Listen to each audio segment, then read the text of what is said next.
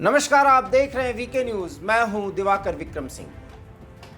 2024 के रण की जो तैयारी एनडीए और प्रधानमंत्री कर रहे हैं, उससे इतना तो तय है कि भारतीय जनता पार्टी के नेतृत्व में एनडीए 400 सीटों के लक्ष्य को प्राप्त करने का इरादा बना चुकी है। और इस दृढ़ इच्छा शक्ति के पीछे कुछ ऐसे घटनाक्रम हैं जिस पर जरूर गौर करिए।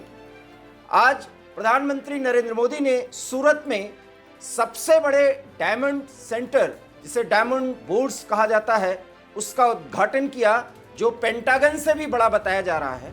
और 65,000 से अधिक लोगों को सीधे सीधे इससे रोजगार मिलेगा।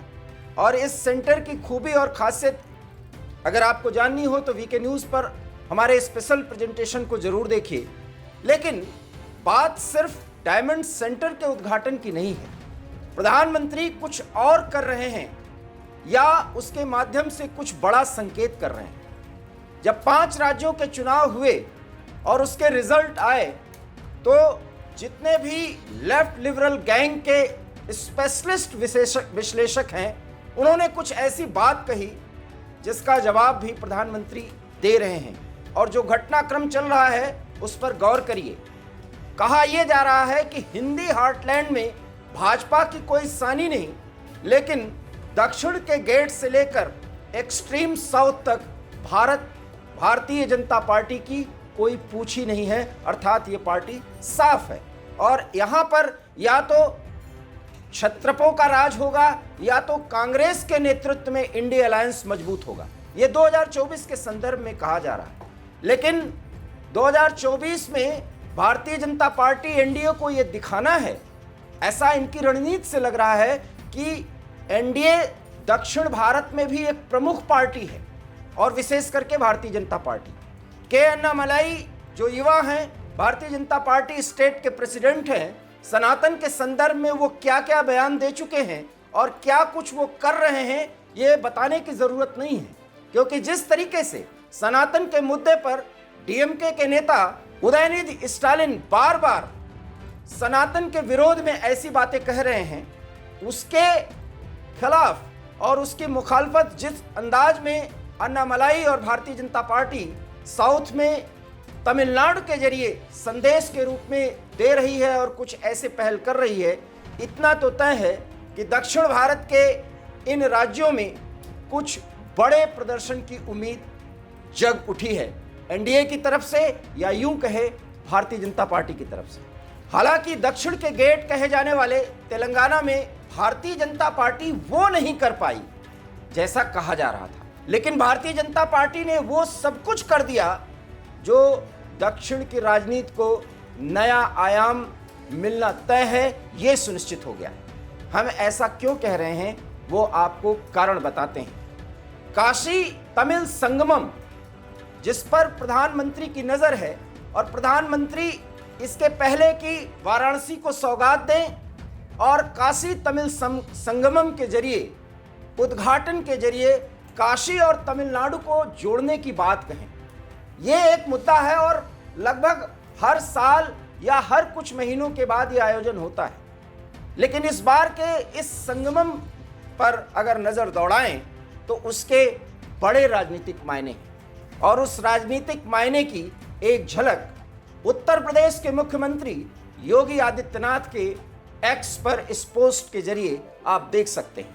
गौर करिए, मुख्यमंत्री योगी आदित्यनाथ ने एक्स पर संदेश दिया क्या है। तो देखा आपने, संदेश के मायने साफ हैं कि काशी और दक्षिण भारत का ये राज्य तमिलनाडु, और बात तमिलनाडु की नहीं बल्कि तमिलनाडु के एक्सट्रीम उस जगह पर जहां से विवेकानंद ने भी बहुत आवाजें उठाई, जहां से भारतीय जनता पार्टी का रिवाइवल हुआ, वहां भी अब सनातन की गूंज होगी। और इसीलिए काशी तमिल संगमम ट्रेन जब प्रधानमंत्री के हरी झंडे के बाद चलेगी और जिस तरीके से छात्रों के 7 से अधिक दलों का आदान प्रदान होगा, उसके बाद काशी और तमिलनाडु के युवा पूरी तरीके से सनातन की एक आवाज बनेंगे और 2024 के चुनाव में वो एक बड़ा मुद्दा बनेगा। बहरहाल इसके मायने और मतलब समझिए। सभी नदियों के नाम पर जिस तरीके से छात्रों के हर एक दल का नामकरण हुआ है और जिस तरीके से ट्रेनों का आवागमन तमिलनाडु से लेकर काशी में होने जा रहा है, इन दो ऐतिहासिक, पौराणिक और आप कह सकते हैं कि प्राचीन काल से महत्वपूर्ण स्थान रखने वाला और मध्ययुगीन समाज में भी जब हिंदुत्व और सनातन की आवाज दक्षिण के इस राज्य और काशी के जरिए जुड़ा, तो किस तरीके से तमिल और काशी के विद्वानों ने भारतीय संस्कृति और तमिल संस्कृति और साथ ही साथ सनातन का झंडा ऊंचा किया, ये किसी से छिपा नहीं। और उसी का उद्घाटन कर प्रधानमंत्री जब युवकों को एक बड़ा संदेश दे रहे हैं, तो उसके मायने और मतलब भी समझे जाने चाहिए। हम ऐसा क्यों कह रहे हैं? क्योंकि तमिलनाडु में उदयनिधि स्टालिन ने पिछले 5 राज्यों के चुनाव के पहले ही जो बयान दिया है, उसमें डीएमके की स्थानीय राजनीति में एंटी सनातन और एंटी हिंदी मूवमेंट के जरिए डीएमके को एक बड़ा फायदा पहुंचाने की कोशिश के तहत उनका ये बयान आया। और जब ये बयान आया तो डीएमके के रणनीतिकारों के गुणागणित में वो बिल्कुल फिट बैठा, इसलिए वहां पर उनका विरोध हुआ नहीं। और कांग्रेस जो एक पार्टी के रूप में अखिल भारतीय स्तर पर वजूद में है और वहां पर महत्व रखती है, उसने भी उदयनिधि स्टालिन का विरोध नहीं किया। लेकिन उस समय से लेकर अब तक जिस तरीके से अपने पार्टी के युवा अध्यक्ष के जरिए भारतीय जनता पार्टी वहां पर शासन में आने के बाद, प्रशासन में आने के बाद जिस बदलाव की बात कह रही है, वो अब तमिलनाडु के हर एक जिलों में लोग समझ रहे हैं, युवक युवतियां समझ रहे हैं और छात्रों में ये समझ तो बहुत ही परिपक्व स्थिति में पहुंच रही है, जहां तमिलनाडु का वर्चस्व सिर्फ सनातन के जरिए प्रभावी हो सकता है।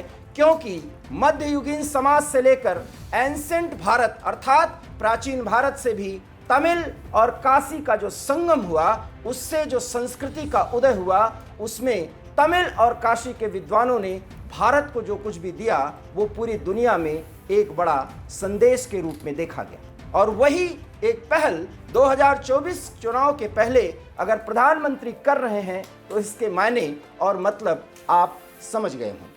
जब इंडी अलायंस के धड़े जातियों में, धर्म के आधार पर, संप्रदाय के आधार पर दक्षिण भारत के इन राज्यों में गुणागणित कर रही हैं, कर्नाटक, तमिलनाडु, आंध्र प्रदेश, तेलंगाना, इन सभी राज्यों में जब ये सारे गणित लगाए जा रहे हैं, तब युवकों को उत्तर भारत के प्रमुख ऐतिहासिक और पौराणिक स्थलों से जोड़ने का काम किया जा रहा है। मतलब और मायने अब तो आप समझ चुके होंगे, क्योंकि काशी और तमिल संगमम के बाद जिस तरीके से 22 जनवरी को प्रधानमंत्री नरेंद्र मोदी के नेतृत्व में एक बड़े सनातनियों का दल और पूरी दुनिया राम मंदिर के उद्घाटन को देख रही होगी, तब भी काशी के विद्वज्जनों का और तमिल संगमम से जुड़े विद्वज्जनों की एक बड़ी भूमिका तय की जा रही है। मतलब और मायने अब तो आप समझ चुके होंगे। दक्षिण भारत का जो राज्य